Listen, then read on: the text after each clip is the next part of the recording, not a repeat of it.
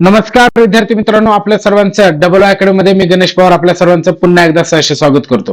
विद्यार्थी मित्रांनो, नुकतीच तलाठी भरतीची जाहिरात त्या ठिकाणी एमपीएससीने काढलेली आहे आणि त्या तलाठी भरतीचा फॉर्म भरण्यासाठी आपल्याला कागदपत्र नेमकं कोणकोणते लागणार आहे, तर हा विद्यार्थ्यांमध्ये पडलेला हा संभ्रम त्या ठिकाणी मी आजच्या या व्हिडिओमध्ये मी दूर करणार आहे.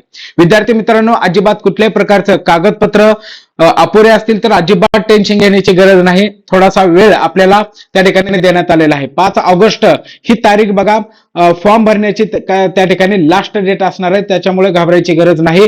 पटापट त्या ठिकाणी राहिलेले जे काही कागदपत्र असतील तर ते पटकन त्या ठिकाणी काढून आपण त्या ठिकाणी घ्यायचे आहेत. परंतु त्याआधी तुम्हाला हे माहित पाहिजे की नेमकं कोणती कागदपत्रे आपल्याला लागणार आहे, तर त्याबाबत संपूर्ण माहिती मी आजच्या या व्हिडिओ पर्यंत मध्ये त्या ठिकाणी देणार आहे.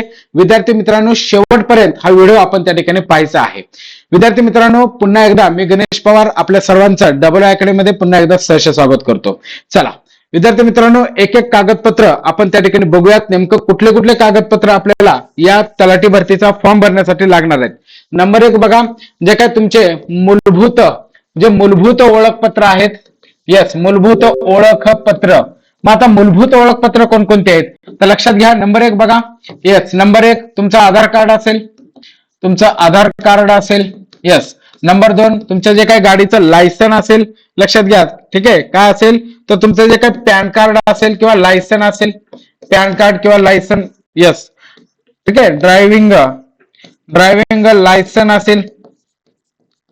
या तिन्ही पैकी बघा, या तिन्ही पैकी एक तुम्ही ओळखपत्र म्हणून त्या ठिकाणी अपलोड करू शकता. एकतर आधार कार्ड अपलोड करा, नाहीतर पॅन कार्ड अपलोड करा, किंवा तुमचं ड्रायव्हिंग लायसन त्या ठिकाणी तुम्ही अपलोड करू शकता. यापैकी तिन्ही पैकी एक तरी पुरावा तुमच्याकडे त्या ठिकाणी असला पाहिजे. ह्याला म्हणायचं मूलभूत ओळख पुरावा म्हणायचं. लक्षात आलं का? या तिन्ही पैकी तुमच्याकडे एक असलं पाहिजे. चला सगळ्यांनी लिहून घ्यायचं बरं का. एक एक गोष्टी बघा आपल्याला गोळा करायचे कागदपत्र. ठीक आहे, बघा एक जरी कागद नसेल आपल्याकडे तर अत्यंत त्या ठिकाणी प्रॉब्लेम त्या ठिकाणी क्रिएट होऊ शकतो. म्हणजे तोंडात आलेला घास त्या ठिकाणी काढून घेतला जातो ना, तशा पद्धतीने ते होतं. लक्षात घ्या, कागद नसल्यामुळे. ठीक आहे, त्याच्यामुळे कागद सगळे व्यवस्थित लक्षात घ्या.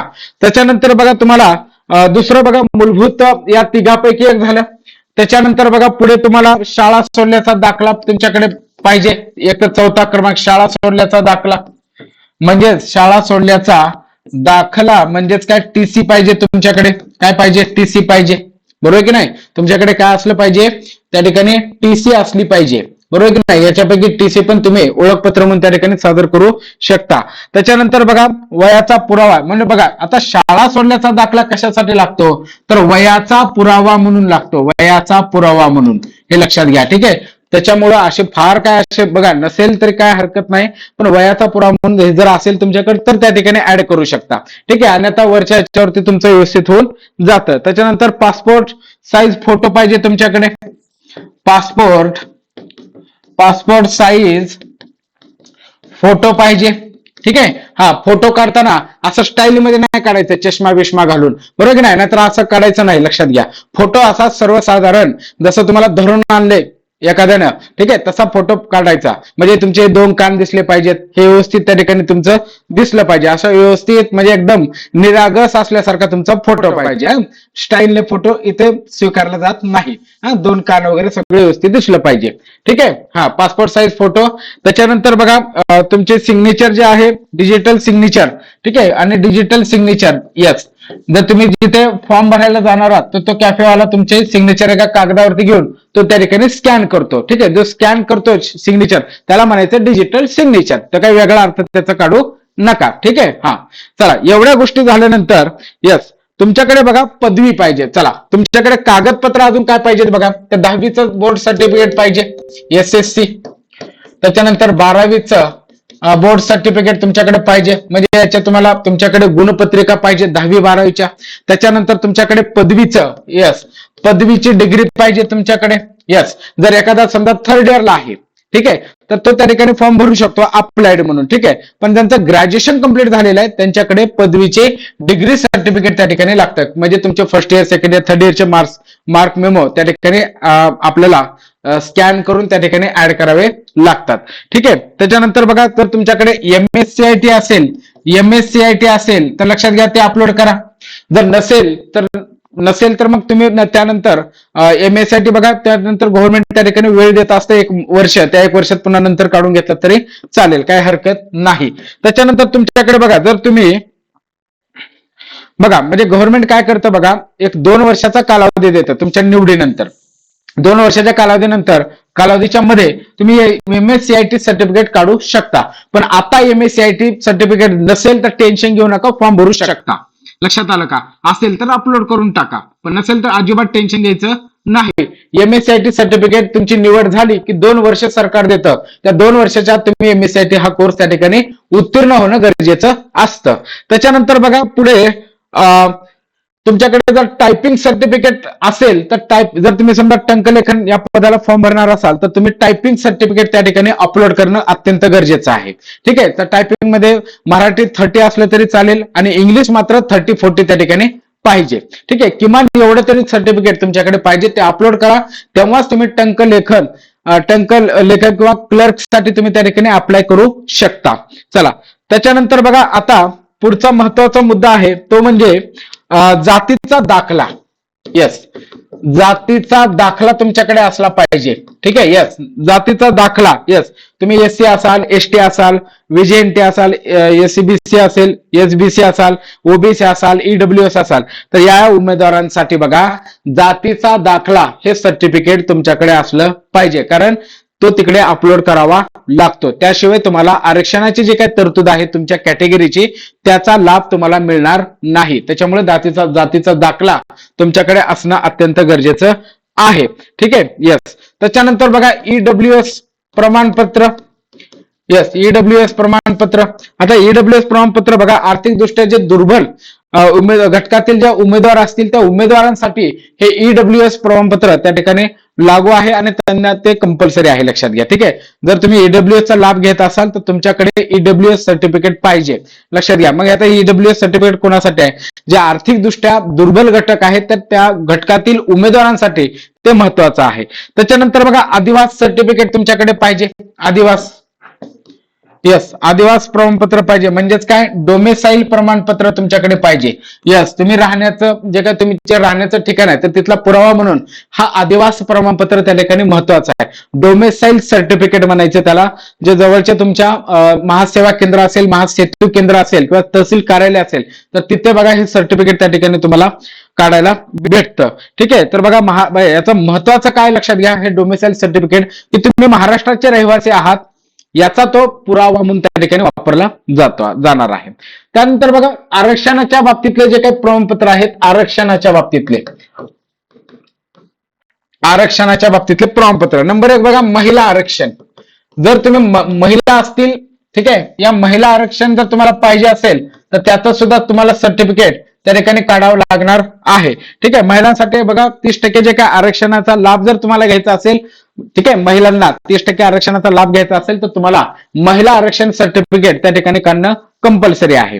ठीक आहे, त्याच्यानंतर बघा पुढे दिव्यांग प्रमाणपत्र. यस, दिव्यांग प्रमाणपत्र ते सुद्धा बघा जे दिव्यांग उमेदवार असतील अशा उमेदवारांकडे त्यांच्या त्या टक्केवारीनुसार जे काही ठरलेलं असतं त्यानुसारचं प्रमाणपत्र त्यांच्याकडे पाहिजे आणि ते प्रमाणपत्र तिथं अपलोड करावं लागतं. तेव्हाच तुम्हाला तुमच्यासाठी जे काही जागा राखीव ठेवलेल्या आहेत त्यासाठी तुमचा फॉर्म अप्लाय त्या ठिकाणी धरू शकतात. जर तुम्ही हा प्रमाणपत्र जर त्या ठिकाणी तुम्ही अपलोड केलं नाही तर तुमचं जे काही दिव्यांग जे काही कॅटेगरी आहे दिव्यांग च्या बाबतीतली तर त्या कॅटेगरीमध्ये तुम्हाला अर्ज स्वीकारला जाणार नाही, तर तुमचा अर्ज डायरेक्ट ओपन मध्ये त्या ठिकाणी स्वीकारला जाईल. ठीक आहे, त्याच्यामुळे हे प्रमाणपत्र महत्वाचं आहे. त्याच्यानंतर माजी सैनिक जर असाल कोणी, लक्षात घ्या, माजी सैनिक, तर तुमच्याकडे बघा एक सर्व्हिसमॅन, माजी सैनिक म्हणजे कोण? Ex serviceman. पुरावा तुमच्याकडे काय असला पाहिजे बघा, तर तुमच्याकडे डिस्चार्ज बुक असलं पाहिजे किंवा तुमच्याकडे तो PPO नंबर त्या ठिकाणी असला पाहिजे. दोन्हीपैकी एक असलं तरी चालेल. ठीक आहे, एक तर डिस्चार्ज बुक पाहिजे किंवा PPO नंबर तुमचा पाहिजे. तिथे अपलोड करा म्हणजे तुम्ही माजी सैनिकांच्या कॅटेगरीमध्ये जाता. ठीक आहे, तिथे मेरिट बघा अत्यंत कमी असतं. इथे बघा मेरिट महिला आरक्षण असेल, दिव्यांग प्रमाणपत्र असेल, इथे माजी सैनिकाचे कॅटेगरी असेल, तिथे बघा मेरिट ओपन पेक्षा इथे थोडंसं कमी असतं, कॉम्पिटिशन कमी असतं. ठीक आहे, त्याच्यामुळे ते आवश्यक आहे. त्याच्यानंतर बघा जर तुम्ही खेळाडू असाल तर खेळाडू प्रमाणपत्र पाहिजे तुमच्याकडे. खेळाडू प्रमाणपत्र पाहिजे. यस, येस, क्रीडा विभागाने बघा विभागाचे पडताळणी प्रमाणपत्र पाहिजे, ठीक आहे, आणि ओरिजिनल पाहिजे, ठीक आहे. हा, चला, तर तेव्हा तुम्ही खेळाडू या कॅटेगरीमध्ये त्या ठिकाणी बसता, ठीक आहे. त्याच्यानंतर बघा प्रकल्पग्रस्त किंवा भूकंपग्रस्त हे सुद्धा प्रमाणपत्र असेल तर याच्या सुद्धा वेगळ्या जागा त्या ठिकाणी असतात, ठीक आहे. तर हे सुद्धा सर्टिफिकेट असेल तर ते जमा करून त्या ठिकाणी अपलोड करून टाका, ठीक आहे. त्याच्यानंतर बघा अनाथ प्रमाणपत्र. येस, अनाथ प्रमाणपत्र म्हणजे लक्षात घ्या, ज्यांचे आई वडील हयात नाहीयेत असे विद्यार्थी, ठीक आहे, ज्यांना अनाथ असं म्हणतात, आणि यांच्यासाठी बघा एक वेगळा कोटा त्या ठिकाणी आहे, त्यांच्यासाठी एक वेगळ्या जागा त्या ठिकाणी राखीव स्वरूपात ठेवलेल्या असतात. आणि या विद्यार्थ्यांसाठी बघा महत्वाचं आहे अनाथ प्रमाणपत्र, ठीक आहे. तर तुम्ही जिल्ह्याच्या ठिकाणी, तालुक्याच्या ठिकाणी किंवा महासेवा केंद्रामध्ये जाऊन त्याबद्दल चौकशी करा, त्यामधून तुम्हाला ते अनाथ प्रमाणपत्र त्या ठिकाणी मिळेल. त्याच्या बाबतीतले जे काय आई वडिलांचं मृत्यू प्रमाणपत्र असेल, ठीक आहे, तर ते मृत्यूचा दाखला असेल तर ते तिकडे जमा करून ते प्रमाणपत्र त्या ठिकाणी मिळत असतं.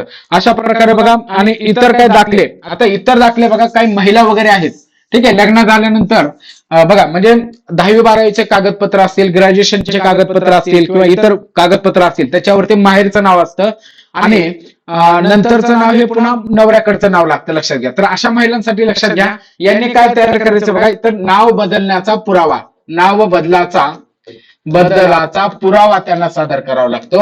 आणि हा पुरावा लक्षात घ्या, तर त्यासाठी तुम्हाला गॅजेट करावं लागतं. काय करावं लागतं? गॅजेट करावं लागतं, ठीक आहे. तर गॅजेटच्या बाबतीत सर्व माहिती तुम्हाला बघा त्या तहसीलदारांच्या तिथे नोटरी करणारे असतील किंवा महासेवा केंद्रवाले असतील तर ते तुम्हाला त्या ठिकाणी सांगतील की नाव बदलाचा पुरावा काय असणार आहे तुमच्यासाठी, गॅजेट असणार आहे. ते गॅजेट त्या ठिकाणी करायचे. त्याच्यासाठी बघा विवाह नोंदणी प्रमाणपत्र लागतं, ते काढून ठेवा आधी, त्याच्याशिवाय गॅजेट तुमचं निघत नाही.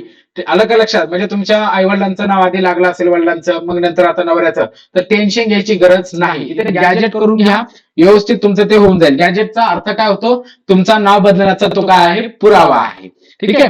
येस. त्याच्यानंतर बघा लहान कुटुंबाचं प्रतिज्ञापत्र. येस, लहान कुटुंब प्रतिज्ञापत्र.